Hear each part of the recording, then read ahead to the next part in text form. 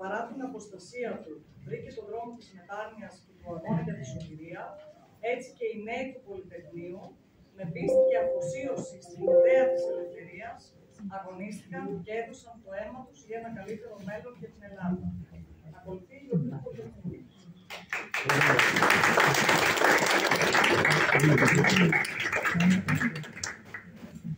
Η εξέγερση του Πολυτεχνείου τον Νοέμβριο του 1973 ήταν η κορυφαία αντιδικτατορική εκδήλωση και ουσιαστικά προανήγγειλε την πτώση της Χούντας των Σκαρματαρχών, η οποία από τις 21 Απριλίου 1967 είχε επιβάλει καθεστώς στιγμής δικτατορίας στη χώρα. Η αντίστροφη μέτρηση ξεκίνησε στις 14 Φεβρουαρίου 1973, όταν συσσηκώθηκαν οι φοιτητές της Αθήνας και συγκεντρώθηκαν στο Πολυτεχνείο. 7 ημέρες μετά τα πρώτα γεγονότα του Πολυτεχνείου, στις 21 Φεβρουαρίου, οι φοιτητές κατέλαβαν το κτίριο της Νομικής Σχολής στην Αθήνα, προβάλλοντας τα συνθήματα «Δημοκρατία, κάτω η Χούντα και ζήτω η ελευθερία». Η αστυνομία επενέβη και πάλι για να καταστήλει την εξέγερση. Αλλά η βίαιη εκδίωξη των φοιτητών αυτό το κτίριο της Νομικής ενίσχυσε ακόμα περισσότερο την αγωνιστικότητά τους. Όσο περνούσε η μέρα, άρχισαν να μαζεύονται ολοένα και περισσότεροι φοιτητές στο Πολυτεχνείο, αλλά και άλλοι που πληροφορήθηκαν το νέο. Η αστυνομία αποδείχθηκε ανίκανη να εμποδίσει την προσέλευση του κόσμου. Το απόγευμα πάρθηκε η απόφαση για κατάληψη του Πολυτεχνείου. Οι πόρτες έκλεισαν και από τότε άρχισε η οργάνωση της εξέγερσης. Για τον σκοπό αυτό άρχισε να λειτουργεί ένας ραδιοφωνικός σταθμός και πολυγράφοι που δούλευαν μέρα νύχτα για να πληροφορούν τους φοιτητές και τον υπόλοιπο κόσμο για τις αποφάσεις της Συντονιστικής Επιτροπής και των φοιτητικών συνελεύσεων. Συγκροτήθηκαν συνεργεία φοιτητών που έγραφαν συνθήματα σε πλακά, σε τοίχους, στα τρόλεϊ, στα λεωφορεία και στα ταξί για να τα γνωρίσουν όλοι οι Αθηναίοι.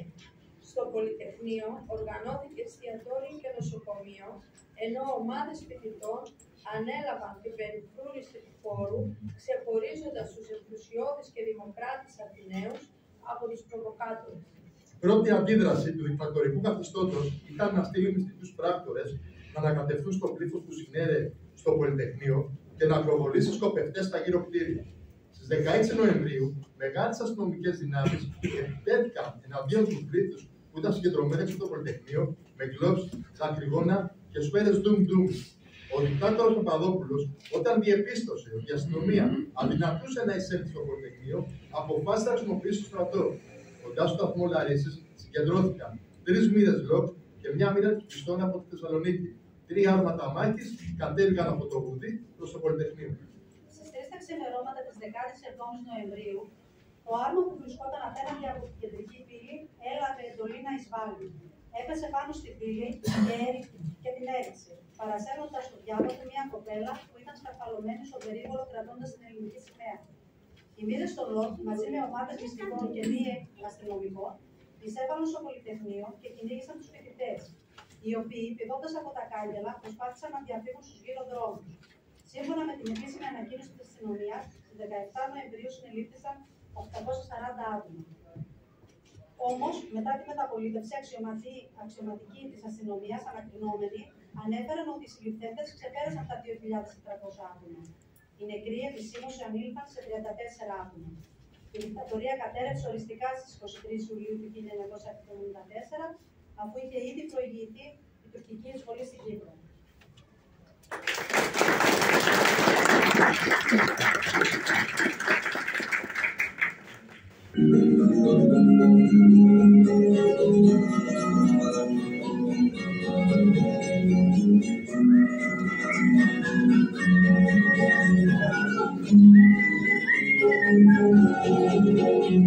Ο δρόμος είχε την δική του ιστορία, κάποιος έγραψε στο δικό με ποδιά.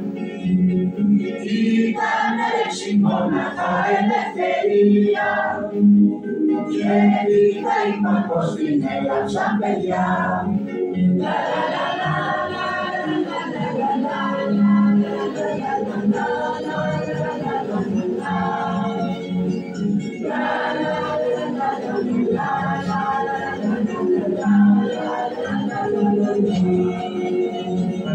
Ύστερα εκείνης ο καιρός η ιστορία πέρασε εύκολα την τύχη στην καρδιά. Ο τείχος έγραφε μοναδική ευκαιρία εντός πολλού πέπασης φύσεως υλικά. Λα λα λα λα λα λα λα λα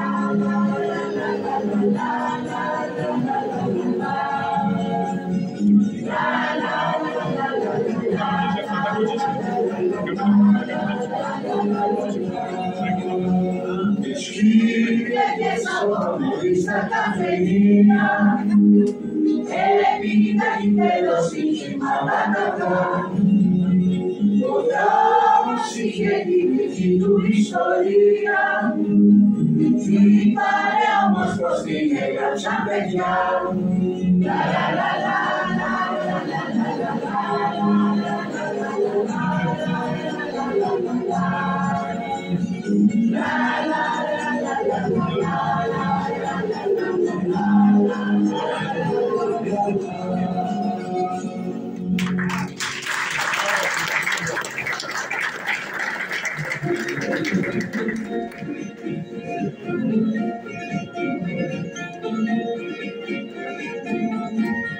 Ήταν πρωινά που σου κοντά στη ροδαλή είχα να παραπέρα στην ανθισμένη γη.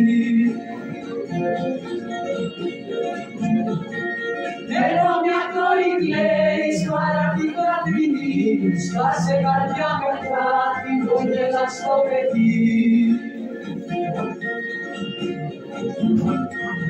Η Γαλλία και θάλασσε όνια θα τρινώ το βήχανου βήμα το γέλο το γλυκό.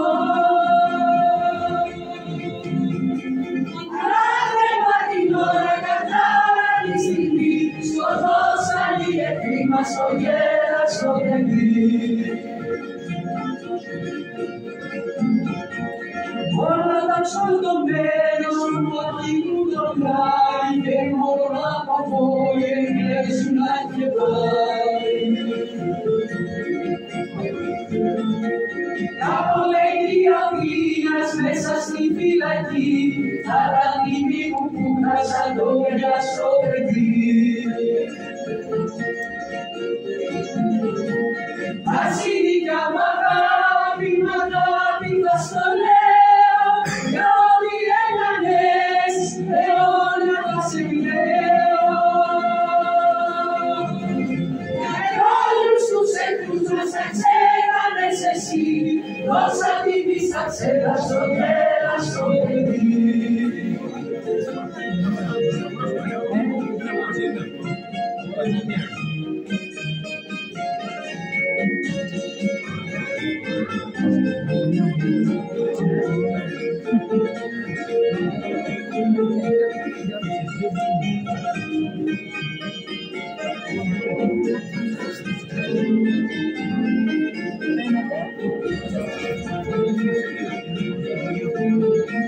Βασίλικα μ' αγάπη, θα στο λέω για ό,τι έκανες, αιώνια θα σε κλαίω. Γιατί όλους τους εχθρούς μας θα ξέχανες εσύ, δώσα τη βίστα ξέρα στο γέλαστο παιδί. Γιατί όλους τους εχθρούς μας θα ξέχανες εσύ, δώσα τη βίστα ξέρα στο γέλαστο παιδί.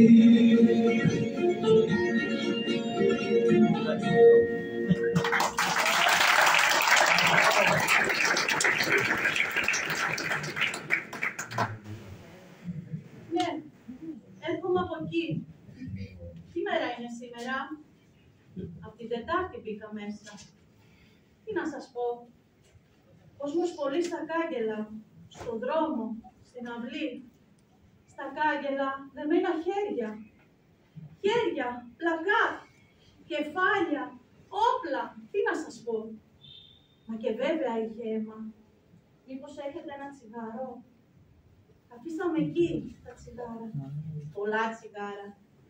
Και ένα ταψί με κυθαράκι που θέλει μια γριά. Μήπως έχετε ένα ηρεμιστικό ή καλύτερα ένα τσιγάρο? Μα ναι, ήμουνα εκεί. Τι να σας πω, 2.000, 3.000, πιάσε τους έξω. Όχι, το αίμα δεν είναι δικό μου. Βέβαια, ήμουνα εκεί, από την Τετάρτη ή την Τρίτη. Στα κάγκελα δεμένα χέρια, πρόσωπα, πλακάτ. Με το φορείο φέραν μια κοπέλα. Όχι, δεν ξέρω πόσο χρονό. Όχι, δεν φαινότανε το πρόσωπό της. Όχι σας λέω, το αίμα δεν είναι δικό μου. Τι σας έλεγα για την κοπέλα? Όχι, δεν ξέρω πώς τη λένε. Μα ναι, ήμουνα εκεί. Κανείς δεν ήθελε να φύγει. Τα τάγκ στεκόντουσαν στην πόρτα, έξω από τα κάγκελα. Όχι, μέσα από τα κάγκελα. Όχι, έξω. Μα βέβαια, ήμουνα εκεί. Τι να σας πω? Όχι, δεν θέλω επίδεσμο. Το αίμα δεν είναι δικό μου. 2 φαντάροι με έκρυψαν σε ένα σκουπιδοτενεκέ. Χέρια δεμένα σε πίστριες. Μάτια, μαλλιά. Τα μάτια στα κάγκελα. Ανάμεσα στα κάγκελα. Μόνο να ξημερώσει λέγανε. Και βέβαια, ήμουνα εκεί. Πώς να τα πω με τη σειρά? Πέρασαν κι άλλοι από εδώ. Κάτι κορίτσια, κάτι αγόρια. Και βέβαια είχαμε νεκρούς. Τι θα πει πόσους? Όχι, το αίμα δεν είναι δικό μου. Δεν θέλω επίδεσμο. Με συγχωρείτε. Πρέπει να πηγαίνω. Η μάνα μου θα ανησυχεί. Τι να σας πω? Δεν ξέρω. Μα ναι, ήμουν εκεί.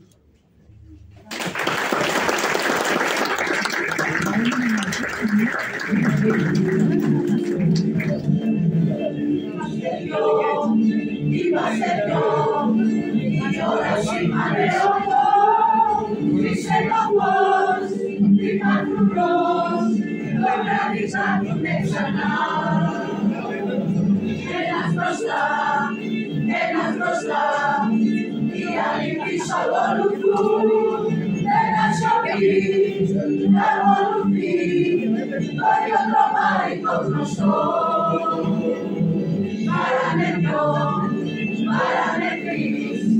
Παρανεκρίνει 13, πόνας εσύ, πονάω εγώ, μα ποιος πονάει πιο πολύ, θα έρθει ο καιρός να μας το πει.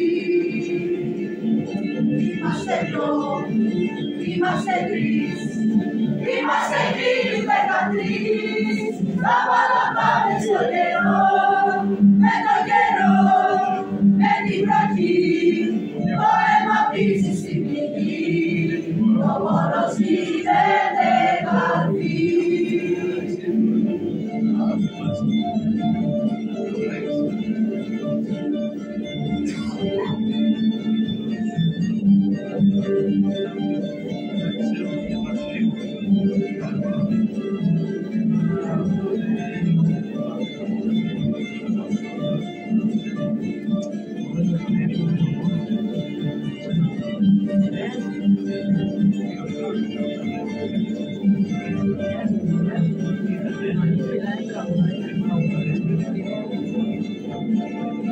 Είμαστε δυο, είμαστε 3, είμαστε εκείνοι 13, θα παραπάμε στο καιρό, με το καιρό, με την βροχή, το αίμα πίζει στην πληγή, ο πόνος γίνεται καρδί. Ο επικοινής, ο λιτρονής, είμαστε δυο, είμαστε 3, είμαστε εκείνοι 13.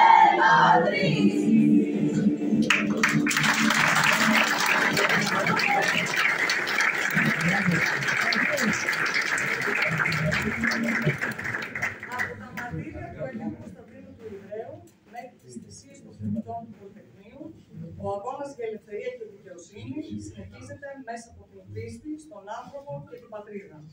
Παρακαλώ, ας σηκωθούν όλοι όρθιοι για να κρατήσουμε την ηθικό μας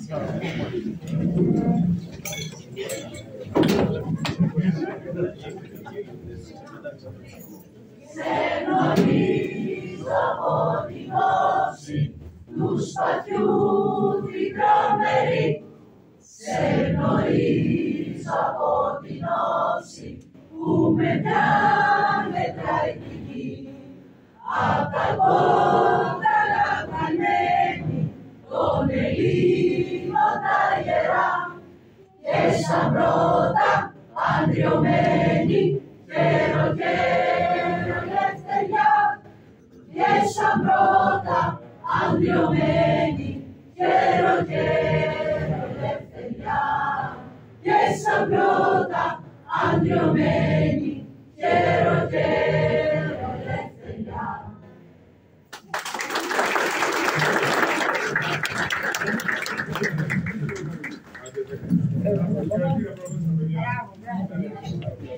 Ακούστε λίγο το υπουργείο μας και θα πάμε την άλλη φορά στο Δημοτικό Θέατρο.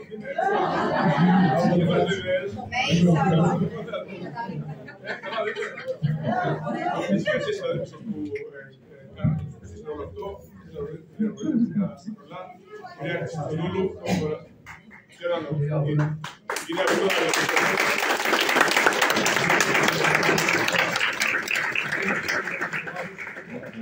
να είστε καλά και τον χρόνο να είστε καλά. Εγώ βέβαια έχω κάποια βιώματα πράγματα και δεν μπορώ να μιλήσω πολύ γιατί συγκινούμε. Γιατί έτυχε να ήμουν 15,5 χρονών όταν έγινε αυτά τα γεγονότα και δάσεις από πολύ κοντά. Και 5η γυμνασίου τότε, 4η γυμνασίου τότε, πρώτη ηλικία η σημερινή.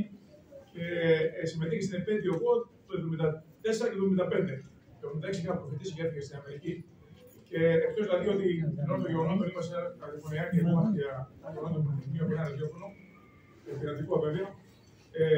Έτυχε να βλέπω ανθρώπου γράφοντα στην Κηφισιά μου τότε, γνωρίσαμε κάτι κατεβασμένα με ραδιοφωνία κτλ. Και το μόνο που μπορούσα να κάνω, επειδή είχα τον αρχό που ήταν και αστυνομικό αρχό, δεν μπορούσα να συμμετέχω να δει στην Πανεπιστημίου, γιατί ήταν ατροπολή ξύλου. Συμμετείχα μόνο στη μεταπολίτευση που έγινε μετά το 1974-1975. Συμμετείχα με κάθε επιφύλαξη, γιατί τότε φοβόμαστε. Τι τα ξημερώσει ακόμα, δηλαδή δεν είχαμε η δημοκρατία και η μεταπολίτευση, δεν ξέραμε πώ θα κρατούσε. Ήταν 7 χρόνια δικτατορία.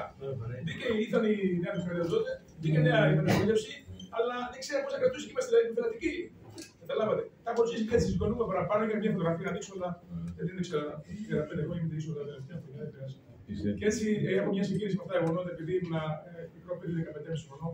Κοιτάξτε από κοντά, σαν τον απογενειώτησα και τις επόμενες μέρες χρονιές που κάναμε πορείες και συμμετείχαμε και εμείς στις πορείες οργανωμένες στις πόλεις.